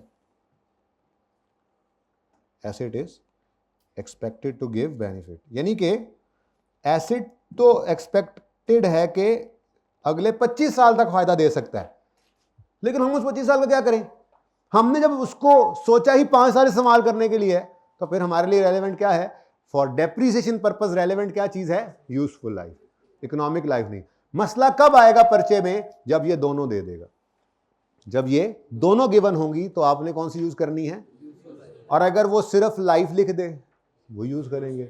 अच्छा, वो सिर्फ यूजफुल लाइफ लिखे, बहुत अच्छी बात है, चाहिए वही। अगर वो सिर्फ इकोनॉमिक लाइफ लिख दे और कुछ ना लिखा हो, तो उसी को। मसला कहां पे आना है? जब दोनों एट अ टाइम आ जाएंगी तो फिर आपको सेलेक्ट करना पड़े तो एक सेलेक्ट करेंगे। ठीक है हैबिट वाले भाई, कहां जा रहे हो? ऐसे छोड़ के जाओगे तुम बीच रास्ते में, मैं उदास हो रहा हूं। चलो देख लो फिर। जी कोई मसला? जी ठक ठक जी। नो, क्योंकि उसकी मैंने वैसे यहां लिखा, इसीलिए मैंने ये यहां पर लिखा हुआ छोड़ दिया था यहाँ पे। Land is not normally डेप्शन because it has indefinite life. मसला क्या है? मसला तो यहीं पर ही आ रहा है ना, ओवर यूजफुल लाइफ, ये डेप्रिसिएशन के लिए यूज करना है, और इकोनॉमिक लाइफ जो टोटल बेनिफिट दे सकता था उसको भी इग्नोर करना है। लेकिन लैंड की तो इनडेफिनिट लाइफ है ना, ठीक है, क्या कह सकते हैं कितना अर्सा फायदा देगा लैंड? ठीक है, वो तो हमेशा ही फायदा देता रहता है, फायदे बदल देते हैं। एप्रिशिएट होता है, एप्रिशिएट हो मतलब थोड़ा सा ऐसा हो भी सकता है, मतलब मिसाल के तौर पे जमीन पे सेम आ गई, थोर आ गई, कटाव कर गया दरिया, लेकिन नॉर्मली ऐसा नहीं होता, बल्कि उल्टा एप्रिशिएट ही हो रहा था। आप वाली बात तो स्टक भी हो जाए तब भी क्या है, फायदा तो वो फिर भी दे रहा है। वो तो कई सालों से मेरे दादाजी वाली जमीन भी अभी मेरे पास पड़ी हुई है, तो मेरे बच्चों के पास भी, उनके बच्चों के पास भी जाती रहेगी। तो बहरहाल नॉर्मली डेप्रिशिएट नहीं होता लैंड। ठीक है, तुमने छेड़ा ना मुझे वैसे ना, आगे आ जाओ, तुम्हारा सर नजर नहीं आ रहा मुझे वैसे भी यार। ये कैमरा थोड़ा सा, बल्कि आखिरी सीट पे ना बच्चा बिठाया करें, ठीक है? सिर्फ उसी भाई का सर नहीं नजर आ रहा, बाकी सबका आ रहा है। जी जी भाई, ये भी लिखा हुआ है नोट्स के अंदर। वैसे मैंने आपको पढ़ने के लिए देनी थी ये बातें, सारी मुझसे पूछ लो, सारी मुझसे पूछ, तुम लोग खुद ना कुछ ना करना, ठीक है भाई? लैंड और बिल्डिंग अगर इकट्ठे भी हैं तो हमने उनको अकाउंट फॉर अलग अलग करना होता है। आप लैंड एंड बिल्डिंग को, जब हम पीपीई का नोट बनाएंगे ना, कॉलम में इकट्ठा भी रख लें तब भी चलेगा, लेकिन मैं तो ये मशवरा दिया करता हूं बच्चों को, लैंड को अलग रखो, बिल्डिंग को अलग रखो। ठीक है, लैंड और बिल्डिंग इकट्ठे भी खरीदे हैं ना। मिसाल के तौर पे मैंने ये बिल्डिंग खरीदी, इस बिल्डिंग के अंदर ये बिल्डिंग चाहिए 10,000 रुपए की है, इसमें से लैंड की जो वैल्यू है वो 4,000 है, बाकी 6,000 के ऊपर बिल्डिंग है। अब जब डेप्रिसिएशन की बारी आएगी तो 4,000 साइड पे हो जाएगा, 6,000 को डेप्रिसिएट करेंगे, 4,000 अपनी जगह कायम रहेगा। इकट्ठा रखना इकट्ठा रखो, अलग करना अलग करो, लेकिन अकाउंट फॉर अलग। डेप्रिसिएट सिर्फ किसने होना है? बिल्डिंग ने, लैंड ने नहीं होना। मतलब आप लोग अपनी प्रेजेंस बता रहे हो कि हम हैं, हम सवाल कर रहे हैं, करें करें, अच्छी बात है, करें करें। अच्छा, सवाल करने से नहीं घबराना, मैं खुद ही सवाल को आगे लेके जाना हो तो ले जाता होता हूं। आपने अगर खुद से डिसीजन लेना शुरू कर दिया ना, शायद अभी ये सवाल करना सही नहीं है, शायद बाद में आंसर मिल जाएगा, आगे जाके मिल जाएगा, तो हो सकता है ऐसा ना हो। ये काम मेरा है, ठीक है ना? आपने सवाल कर लेना है, ठीक है? आप उस सवाल को उसी वक्त आंसर करना है तभी बताऊंगा, नहीं करना है तो मैं नॉर्मली आपको रेफर करता हूं फलां टॉपिक में, इतने लेक्चर्स के आसपास जाके ये चीज़ आंसर होगी, और फिर अल्लाह का शुक्र है वहां पे होती भी है आंसर। लेकिन ये अगर आपने कर लिया ना, खुद से डिसीजन लेने की कोशिश की, तो फिर गड़बड़ हो जाएगी। तो आपके जहन में जो सवाल आए आपने वो लाजमी करना है, उसका जवाब मैंने आपको उसी वक्त देना है या डिले करके देना, ये डिसीजन लेना मेरा काम है, ठीक है ना? आपने कोई भी सवाल जो जहन में आए उसको छोड़ना, रोकना नहीं है, और जब तक समझ ना आए तब तक पूछते भी रहना है, कोई मसला नहीं। अगर मुझे लगेगा कि बाकी सब को समझ आ गया है, तो मेरे जैसा एक बैठा हुआ जिसको नहीं समझ आ रही, तो मैं फिर एंड पे ये कह दूंगा 1-2 बार ट्राई करने के बाद, चल यार क्लास से बाद मिल लेते हैं। आप लोगों ने दोनों चीज़ों का ध्यान रखना है, सवाल समझना आए तो भी बताना है कि नहीं समझ आया अभी तक, और जो सवाल जहन में आए वो भी आपने कर लेना, ठीक है? इस सवाल को आगे लेके जाना है, अभी नहीं बताना है, क्लास के एंड पे बताना है, 10 दिन बाद बताना है, फलां टॉपिक में बताना है, ये डिसाइड करना मेरा काम है, आपका काम नहीं है। Got it? Got it? ये गॉट इट समझते हो? हाँ यार, क्या करा रहे थे हम? हाँ, अगली बात, ये जो आपको मैंने कहा सिस्टमैटिक एलोकेशन होनी चाहिए, तो सिस्टमैटिक एलोकेशन का मतलब क्या है? मतलब कोई ना कोई सिस्टम होना चाहिए, क्या ख्याल है? और बोलो। तो वो सिस्टम जो होते हैं डेप्रिसिएशन के, उनको कहा जाता है मेथड्स ऑफ डेप्रिसिएशन। तो कितने मेथड्स ऑफ डेप्रिसिएशन आपने पढ़ रखे हैं जी? 4 पढ़ लिए हैं, माशाल्लाह। माशाल्लाह मैं फिर पढ़ाऊंगा इंशाल्लाह, ठीक है। तो मेथड्स ऑफ डेप्रिसिएशन, ठीक है जी। 4 मेथड्स हैं मशहूर, जिनमें सबसे ज़्यादा इस्तेमाल होने वाले 3 हैं, चौथा इतना इस्तेमाल नहीं होता, ठीक है। स्ट्रेट लाइन मेथड जो मैंने अभी अभी आपको बताया, ठीक है। स्ट्रेट लाइन मेथड ऐसा मेथड है डेप्रिसिएशन का जिसमें हर साल डेप्रिसिएशन आपको बराबर बराबर मिलती है, ठीक है जी। तो पहला मेथड सीधी लकीर मेथड, स्ट्रेट लाइन मेथड, ठीक है जी। इसके ऊपर डिस्कशन अभी हमने करनी है, ठीक है। अभी 15 मिनट पड़े हैं, इंशाल्लाह हम ये मेथड कर लेंगे अल्लाह ने चाहा तो, ठीक है। दूसरा मेथड इंशाल्लाह कुछ दिन तक, 2 दिन तक ये भी हो सकता है मैं स्ट्रेट लाइन मेथड करवाऊँ, इसको ज़रा इंट्रो वाली रिवीजन कल में हो रही हो, और फिर इसी को ही आगे ले जाके इसका डिस्पोजल करवा दूँ और फिर एक ही बार रिड्यूसिंग बैलेंस पे आऊँ। ऐसा शायद ऐसा ही हो, वो ज़्यादा बेहतर, लास्ट टाइम किया तो ज़्यादा बेहतर लगा था, ठीक है ना। स्ट्रेट लाइन को एक बार घर पहुँचा के फिर रिड्यूसिंग बैलेंस को रिवाइज करते हैं, फिर उसका डिस्पोजल भी करते चले जाएंगे, ठीक है, ओके। लेकिन बहुत इंपॉर्टेंट बातें हैं ये, एक आध दिन ही इंट्रो वाला है, डिस्पोजल तो आपने वैसे भी नहीं पढ़ा हुआ, लेकिन इसको ईजी लेने वाला 105वें लेक्चर में भी परेशान ही होगा, 108वें लेक्चर में परेशान ही होगा, क्योंकि इसने वहाँ पे भी जान नहीं छोड़नी, वहाँ पे भी एडजस्टमेंट्स आ रही होंगी। मैंने जैसे आपको बताया है ना, एक ईपीएस को छोड़ दें जिसमें थोड़ी माफ़ी मिल जाती है, बाकी हर जगह IAS 16 कम या ज़्यादा इस्तेमाल है। आपको एनपीओ का सवाल आएगा, उसमें IAS 16 की एडजस्टमेंट होगी, डेप्रिसिएशन हो रही होगी, डिस्पोजल हो रहा होगा, रिवैल्यूएशन हो रही होगी। आपको कैश फ्लो का सवाल आएगा, उसमें यह है। आपको करेक्शन ऑफ एरर का सवाल आएगा, उसमें यह है। 5 टॉपिक्स तो वैसे ही इसी के साथ मिक्स हो रहे हैं। IAS 8 जो है और एक्सचेंज एंड इक्विटी, उसके अंदर रिवैल्यूएशन हर जगह पे, फिक्स एसेट हर जगह मौजूद ही है। तो इसलिए इसको बड़े ध्यान से करना है, मैं बार बार कह रहा हूं, जितना इसको अच्छा करोगे उतना आपके बाकी टॉपिक्स अच्छे होंगे। उसकी वजह क्या है, वहां पे जाके आप ये नहीं सीखने बैठ जाओगे, वहां पे जो नया टॉपिक होगा चल रहा होगा उसको सीख रहे होगे, ठीक है। सही है, आज जज्बाती हो गया, मैं बैठा ही नहीं आज। अच्छा, उसके बाद दूसरा मेथड जो है जी वो है रिड्यूसिंग बैलेंस मेथड, इंशाल्लाह ये भी देखेंगे।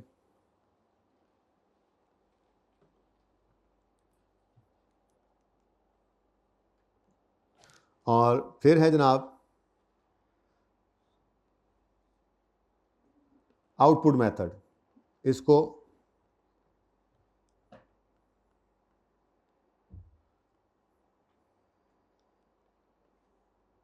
इसके भी कई मशहूर नाम है आउटपुट मेथड के, बहरहाल फिलहाल आप आउटपुट मेथड ही इसका नाम रखें। इसको माइलेज मेथड भी कहते हैं, आर्स मेथड भी कहते हैं, ठीक है, बहरहाल आउटपुट मेथड।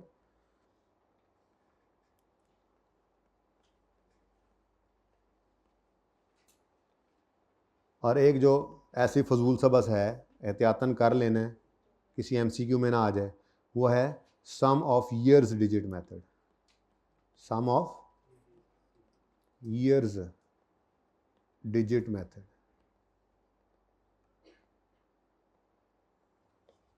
ठीक है जी। असल में ना इसका जो रिजल्ट होता है, जब करेंगे सवाल आप देखेंगे, इसका जो रिजल्ट होता है वो मोर और लेस रिड्यूसिंग बैलेंस की तरह से ही होता है। तो नॉर्मली ये इस्तेमाल होता नहीं है, लेकिन चूंकि सिलेबस में है, किसी MCQ में ना आ जाए, इसलिए ये करके हम देख लेंगे इंशाल्लाह, ठीक है। तो आज हम बात शुरू कर लेते हैं जी स्ट्रेट लाइन मेथड के ऊपर। स्ट्रेट लाइन मेथड का फॉर्मूला क्या है? तो डेप्रिसिएशन कैलकुलेट करने के लिए, ये फॉर्मूला तो मैंने आपको बता ही दिया है वैसे, डेप्रिसिएशन एक्सपेंस पर ईयर, ये हमने एग्जाम्पल गपशप में ये जो हमने काम किया, ये क्या किया असल में, ये मैंने क्या किया था, मैंने कहा था जी 5000 कॉस्ट है, ठीक है जी, और इसकी यूज़फुल लाइफ है वो 5 साल है। तो हर साल की डेप्रिसिएशन कितनी आ गई, तो ये आपको नज़र आ रही है।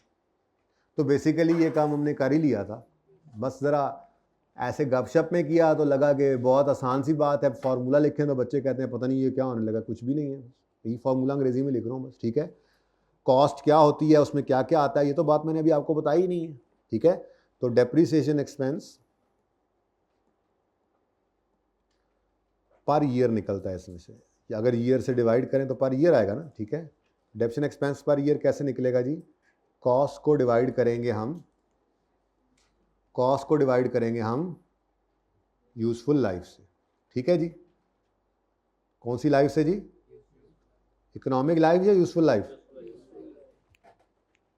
अच्छा, अगली बात मैं कहता हूं जी, मिसाल के तौर पे ये जो हमारी एग्जांपल थी, मिसाल के तौर पे मैं कहता हूँ जी, ये जो खोखा हमने लगाया है ना जी, ये जब 5 साल पूरे होंगे ना, इस खोखे को हम उतार के फेंकेंगे तो कबाड़िए को ये बेचेंगे और कबाड़िया इसका हमें 500 रुपया दे देगा। लोया बेच, लैलन बेच, 3 डब्बा बेच वाला आएगा, वो 3 डब्बा उठा के ले जाएगा और 500 रुपये हमें इसके मिल जाएंगे। अब मेरा सवाल है आपसे, बड़ी आसान बात है यार, मैं बेसिकली आपको पढ़ाना नहीं चाह रहा ना आज, असल में मैंने दिल नहीं कर रहा मेरा आज पढ़ाने का, इसलिए मैं अब गपशप में समझा रहा हूँ, सारी बातें हैं भी ऐसे ही, अभी अंग्रेजियाँ भी पढ़ लेते हैं जाके, मसला नहीं है।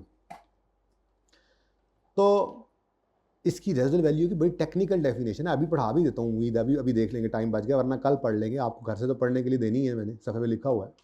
लेकिन वैसे सादा बात कर रहा हूँ कि अगर आपको एक्सपेक्टेशन है, आज खड़े होकर एक्सपेक्टेशन है कि अगर आज यही खोखा 3 डब्बे के भाव बेचना पड़े, 5 साल पुराना 3 डब्बा बेचना पड़े तो 500 रुपये मिल जाएंगे, तो क्या आप इस एक्सपेक्टेशन की बुनियाद पे फिर भी 5000 को ही एक्सपेंस आउट करेंगे? मैंने कोई टेक्निकल बात नहीं की, मैं कोई अकाउंटिंग की बात नहीं कर रहा, मैं तो बिल्कुल जाग के बैठना है, सोने नहीं देना मैंने आपको, ठीक है ना। हाँ, दिल में तो आ रहा था थोड़ा सा सोने, दिल में तो आ रहा है, आपको कह रहा हूँ ग्लासेस वाले भाई, हाँ, मैं तो सोने आए हो यहाँ पे, शर्मा रहा है। अच्छा जी क्या कह रहा था मैं कह रहा था भाई, अगर 500 रुपये आपको एक्सपेक्टेड है कि मिल जाने हैं, तो क्या फिर भी आप 5000 रुपये एक्सपेंस आउट करोगे? आप एक्सपेंस क्या कर रहे थे कि जी ये कॉस्ट हमने जो इनकर किया है, अगले 5 साल में इसको बांट कर एक्सपेंस बना लो। अब अगर 500 रुपये आपको वापस ही मिल जाने हैं, तो वो तो आपकी कॉस्ट समझो है ही नहीं, वो तो आपका एक्सपेंस बनता ही नहीं है। आपको तो एक्सपेंस ही कितना बनता है?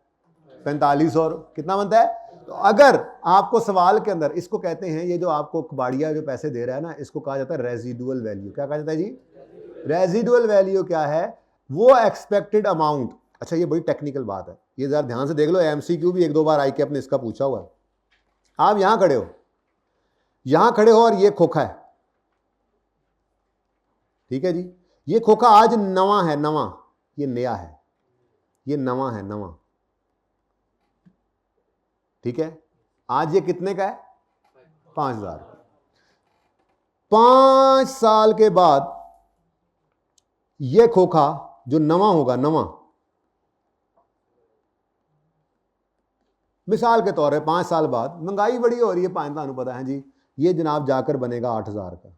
क्या ये रेजिडुअल वैल्यू हो सकती है?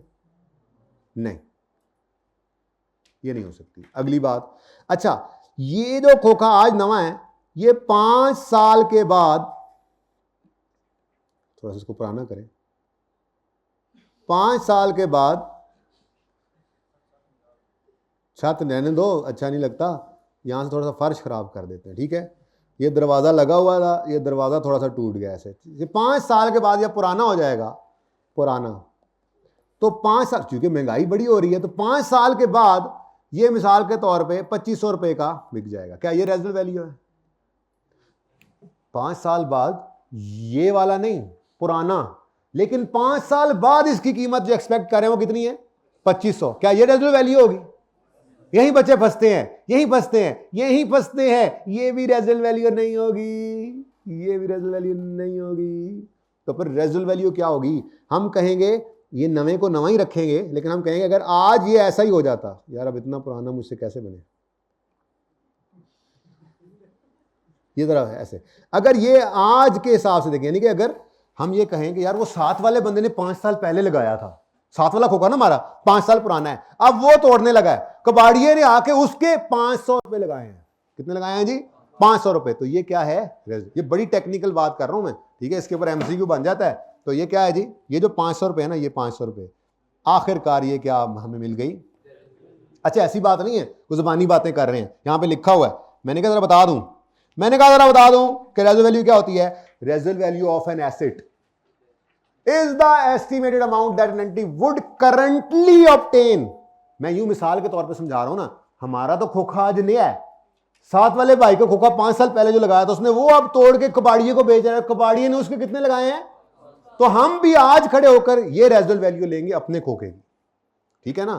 5 साल बाद तो फिर वो महंगाई का भी असर पड़ जाता है ना। तो रेजिडुअल वैल्यू क्या है?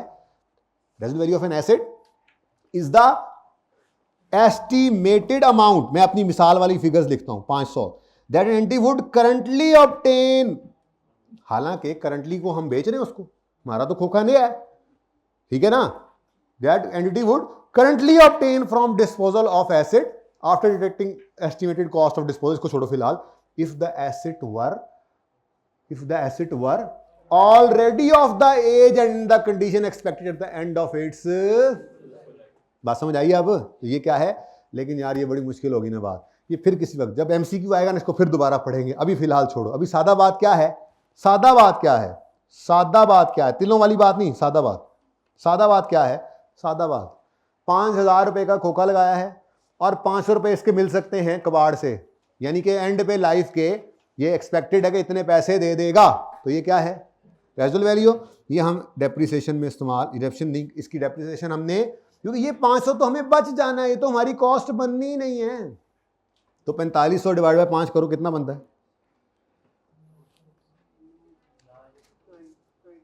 हाँ 900, चूहे वाला 900 चूहे खा के भाई यही है 900, अच्छा थल्ले में मिटा रहे हैं, तुम बात से फिर बार बार गई जाना, भाई ने माइक ऑन करके कहना है 900, क्या हुआ, थोड़ी डिडक्शन कम हो गई, बेसिकली हमने क्या किया, जो डेप्रीशिएट होने वाली अमाउंट थी हमने उसे कम कर लिया, जो डेप्रीशिएट होने वाली अमाउंट थी जिसका नाम अकाउंटिंग वालों ने रखा हुआ है डेप्रीशिएबल अमाउंट, क्या है जी, जो डेप्रीशिएबल अमाउंट थी हमने उसको क्या कर लिया, तो डेप्रीशिएबल अमाउंट का फॉर्मूला भी हमें पता लग गया, वो क्या होता है, कॉस्ट माइनस रेजिडुअल वैल्यू, ये भी लिखा हुआ है कहीं दूर नहीं है, यहीं पे लिखा हुआ है रेजिडुअल वैल्यू, यहाँ पे कहाँ, ये डेप्रीशिएबल अमाउंट क्या है, ऐसी बातें आपको सारी आती हैं बस एक एक करके, ये भी आपने पढ़ लिया, depreciation is the systematic allocation of depreciable amount of an asset, यहां से इसलिए नहीं पढ़ाया था कि उस वक्त ये नहीं बताया था, सादा वाली बात लिख दी थी, ठीक है, कॉस्ट लिख दिया था वहां पर, अब पता लग गया डेप्रिसिएबल अमाउंट का, अब असल डेफिनेशन, ठीक है, तो depreciation is the systematic allocation of depreciable amount of an asset over it's useful life. Now what is depreciable amount, depreciable amount is the cost of asset और अदर अमाउंट, इसको छोड़ो, ठीक है, ये ऐसी चीजें ब्रैकेट में ले लिया करो, आहिस्ता आहिस्ता पता लगती है बड़े होकर, ऐसे काट नहीं देना, बाद में पढ़ लेंगे फिर, depreciable amount is the cost of an asset less it's residual value, residual value क्या है वो भी बता दिया, ठीक है, और डन, चलो, हाँ जी, बेसिकली यूं समझ लो ना आप, यूं समझ लो, मैं अगर थोड़ा सा इसको आसान करूं आपके लिए, तो 5 साल बाद जो आपको एक्सपेक्टेड है ना पुराने खोखे के मिलने हैं, उसके 5 साल बाद वाली वैल्यू हमारे रेलेवेंट नहीं है ना, उसकी बेसिकली हम प्रेजेंट वैल्यू निकाल रहे होते हैं, ये प्रेजेंट वैल्यू ही तो होती है, यानी कि आज एक 5 साल पुराना खोखा बिक रहा है, तो हमारा खोखा 5 साल बाद इतना ही पुराना होना है ना, अगर हमारा खोखा 5 साल बाद 2500 का बिक रहा है, तो वही आज महंगाई कम होने की वजह से, यानी कि आप टाइम वैल्यू ऑफ मनी उसको डिस्काउंट करें, उसको प्रेजेंट वैल्यू पे लाएं, तो वही आज 2500, कल वाला वो आज 2500 से ज़्यादा हो गया ना, तो काम कर लेते, ठहरो, अच्छा नहीं लगता, अब ज़रा बेहतर लगेगा आपको, ऐसे मिसाल के तौर पर 1500 कर लो, ठीक है ना, तो ये 1500 रुपया जो 5 साल बाद 1500 है, आज वही 1500 जो है वो 500 के बराबर है ना, बेसिकली ये चक्कर चल रहा होता है, ठीक है ना, सही है, लेकिन डेफिनेशन इसलिए पढ़ाई ये वाली क्योंकि एक दो बार आईकेप इसका एमसीक्यू पूछ चुका है, तो ये बात तो बहुत आसान थी, मैं कहता भाई 1500 तो 5 साल बाद मिलना है, इसकी आज की वैल्यू 500 के बराबर होगी, तो लेकिन वो डेफिनेशन जो स्टैंडर्ड ने दूसरी लिखी हुई है वो एमसीक्यू पूछ जाता है, इसलिए मैंने मुश्किल तरीके से आपको समझाया, विचली गल है ही, ओके, देखो ना एक जैसे लग रहे हैं ना आपको लग रहे हैं, कह दो, हाँ ठीक, अच्छा जी, तो असल पूरा फॉर्मूला अब क्या बना, cost minus residual value over useful life.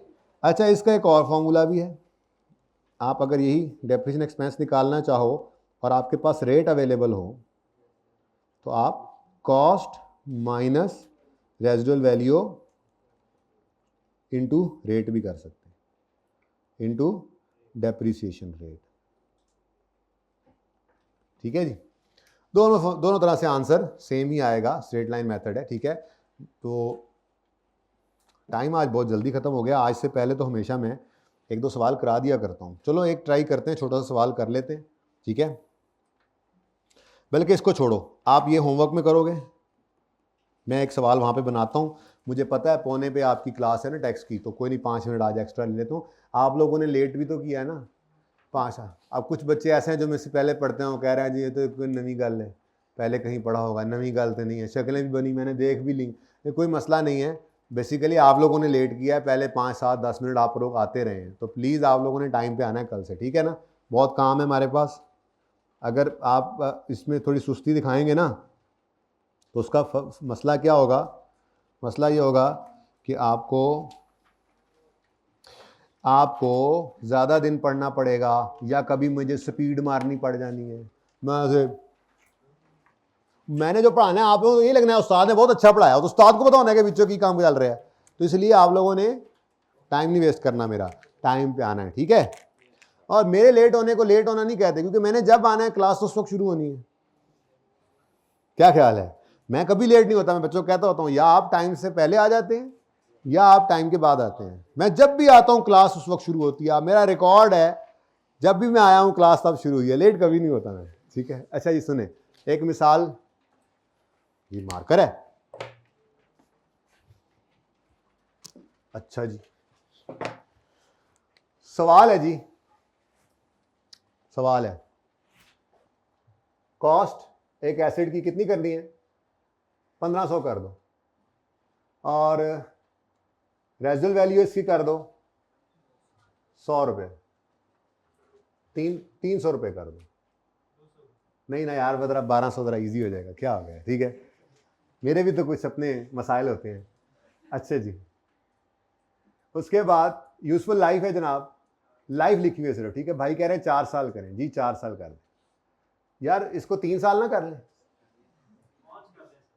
तुम कर लो 5, होमवर्क है तुम्हारा, कल चेक कराना मुझे, ठीक है जी। ईयर एंड है जनाब 31 दिसंबर, और डेट ऑफ परचेज है जनाब 1 जनवरी 10। रिक्वायरमेंट है, सवाल बन गया जी, ये सवाल है, मेरे लो जवाब है, ऐसे मार्कर्स के साथ। रिक्वायर्ड है calculate depreciation expense and book value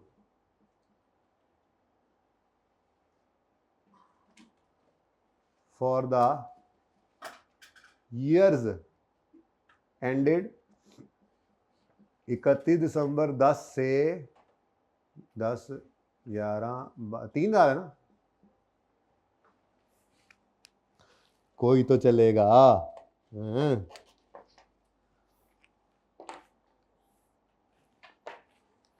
हाँ भाई, सवाल समझ आता है, अब जवाब।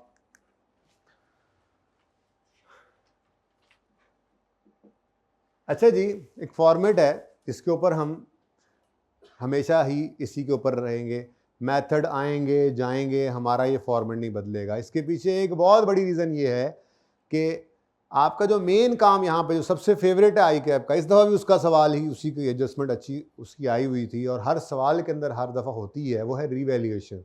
IAS 16 के अपने सवाल में भी रीवैल्यूएशन लाजमी होती है, और कहीं और भी मिक्स जब होता है तो वहाँ पर भी IAS 16 की रीवैल्यूएशन वाली, तो रीवैल्यूएशन को भी हम इसी अप्रोच के ऊपर लेकर चलेंगे, इसलिए फॉर्मेट आज से ही मैं एक बना रहा हूँ। हालांकि शायद आपको स्ट्रेट लाइन मेथड के अंदर इस फॉर्मेट पे एतराज़ हो, पर कोई फॉर्मेट का असर होता है कोई नहीं, फॉर्मेट का फ़र्क नहीं पड़ता, फ़र्क जो है वो डेप्शन एक्सपेंस का सिर्फ कैलकुलेशन के ऊपर आता है, ठीक है ना। इसलिए हम एक ही फॉर्मेट रखेंगे इस वर्किंग का, ओके, जो मैं आज बना रहा हूँ। वो फॉर्मेट क्या होगा जी, डेट, डिस्क्रिप्शन और एसेट।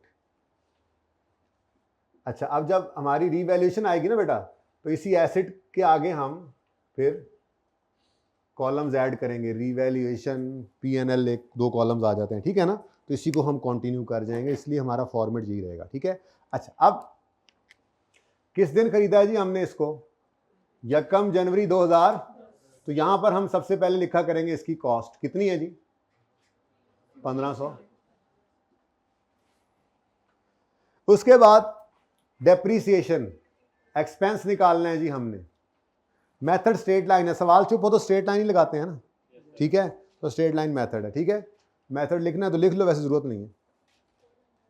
अब सुने सुने सुने सुने, मेरा एक सवाल है आपसे, डेप्रीसिएशन एक्सपेंस जो निकालना है तो किस दिन निकालें? देखें, ये 5 सवाल आपके होमवर्क में है, मैं वो सवाल अपना करवा रहा हूं, ठीक है ना, ताकि आपकी प्रैक्टिस के लिए वहां पे काम काफी रहे। पर ईयर डेप्शन निकलती है, तो इसलिए साल के एंड पे डेप्शिट करेंगे। बेटा अगर पर ईयर निकली है तो इसको डिवाइड बाय 12 करोगे तो पर मंथ नहीं आ जाएगी? अच्छा, डिवाइड बाय 52 वीक्स होते हैं, कितने वीक्स होते हैं? 52 से डिवाइड करें, पर वीक भी आ जाएगी। और 365 से डिवाइड कर दें, और घंटे निकाल लो, मिनट निकाल लो, सेकंड निकाल लो। तो जो डेप्शन एक साल की निकली है वो तो किसी भी लेवल तक गिर सकती है, जा सकती है नीचे। तो क्या करें? अकाउंटेंट की ड्यूटी लगा दें, हर रोज जाने से पहले डेप्शन की एंट्री कर दिया करे। पॉसिबल तो है, क्या करना चाहिए? तो हर हफ्ते पे रख लें। बोलो, हर हफ्ते पे, हर महीने पे। पागल नहीं है हम, इतना काम होता है हमारे पास ऑलरेडी कि हम डेप्रिसिएशन की भी रोज एंट्री करते रहें, ये मुमकिन नहीं है। तो उसके लिए हम नॉर्मली इसको जब भी फाइनेंशियल स्टेटमेंट्स बनाते हैं, जब भी, मतलब अगर मैं महीने के अकाउंट्स बना रहा हूं तो फिर महीने की एंट्री कर लें। अगर मैं 6 महीने 6 मंथली अकाउंट्स बना रहा हूं, क्वार्टरली बना रहा हूं, 3 महीने का बना रहा हूं, 9 महीने का बना रहा हूं, साल के बना रहा हूं, जब भी मैं अकाउंट्स बनाने बैठूं उस वक्त मैं उसकी एंट्री कर लूं, ठीक है। तो फिलहाल तो मैं एनुअल ही कर रहा हूं, ठीक है, ओके। तो साल के एंड पे गए, 31 दिसंबर 2010 पर मैंने जाके डेप्रिसिएशन कैलकुलेट करनी थी। तो मेरे पास डेप्रिसिएशन एक्सपेंस कैलकुलेट करने का फॉर्मूला स्ट्रेट लाइन का क्या है? Cost minus residual value over, cost कितनी है? Residual value, useful life 3 years, ठीक है जी। आंसर 4 जी, 1100। ये क्या है? गुड। ये क्या है जी? बुक वैल्यू किसे कहते हैं? ये तो बताया ही नहीं था आपको।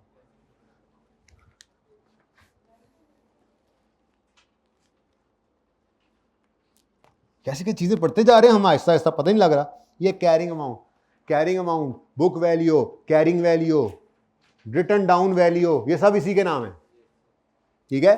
Carrying amount is the amount at which an asset is recorded after deducting any accumulated depreciation।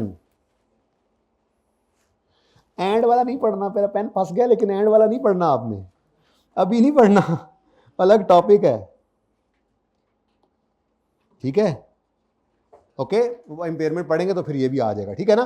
तो क्या कह रहा है जी? क्या कह रहा है जी? कैरिंग अमाउंट, इसी का नाम है, इसी को बुक वैल्यू कहते हैं, इसी को कैरिंग वैल्यू भी कहते हैं।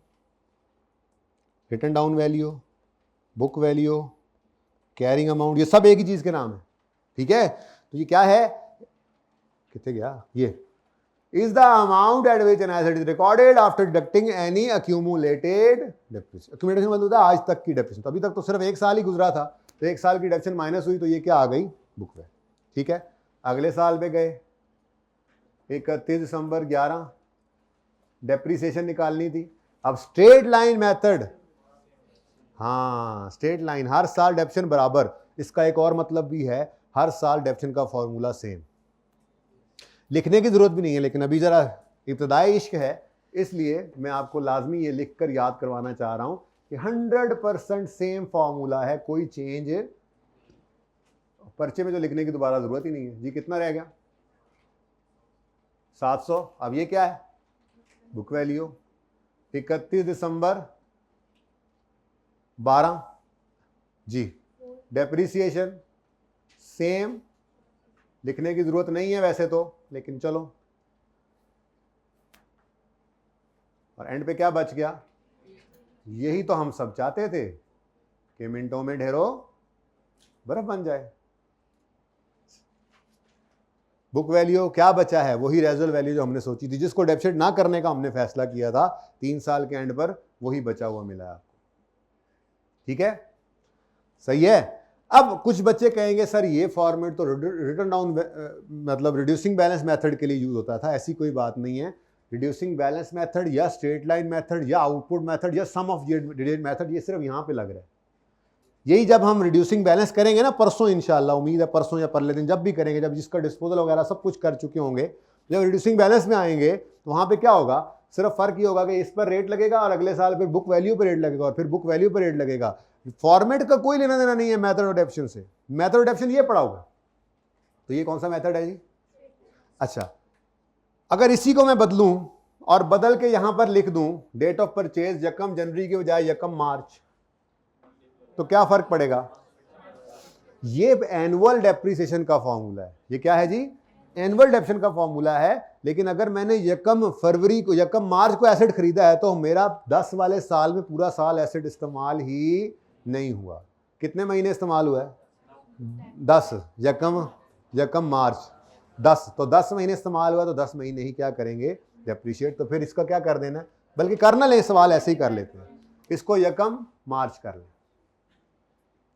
तो क्या यहां पर ठहर जाओ, और ये तो सही था, स्ट्रेट लाइन है ना। अच्छा, ये तो देखो जी, 1500 माइनस 300 बटा 3 कितना आया था? कितना? ये 400 पूरे साल की डेप्रिसिएशन है। ये 400 पूरे साल की है। मैं इसको डिवाइड बाय 12 करूं तो पर मंथ हो जाएगी। भाई दरवाजा बंद कर दो यार, भाई साहब, भाई मेरे दरवाजा बंद कर दो, या बाहर हो जाओ या अंदर हो जाओ यार जी। 400 बटा 12 पर मंथ हो गया। अब कितने महीनों की डेप्रिसिएशन इस साल निकालनी है? तो इंटू 10 कर दो। इसी को हम यूं लिख दिया करते हैं फ्रैक्शन लगाते हुए, इंटू 10/12। आंसर बताओ। 333 कर दूं? आंसर बताओ। बुक वैल्यू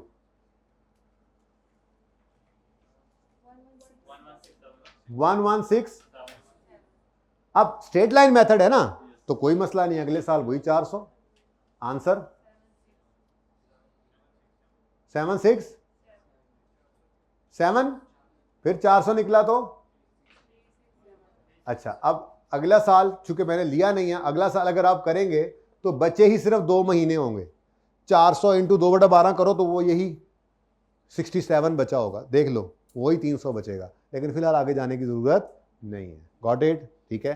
तो ये आपका स्ट्रेट लाइन मेथड रिवाइज हो गया और आपके क्वेश्चन नंबर 1 2 3 4 5। असल में पढ़ाने का आज दिल नहीं था, इसलिए बस थोड़ा सा आपके साथ गपशप ही की, आज पढ़ाया नहीं आपको। ठीक है, जिंदगी रही तो कल फिर पढ़ेंगे। अल्लाह हाफिज़।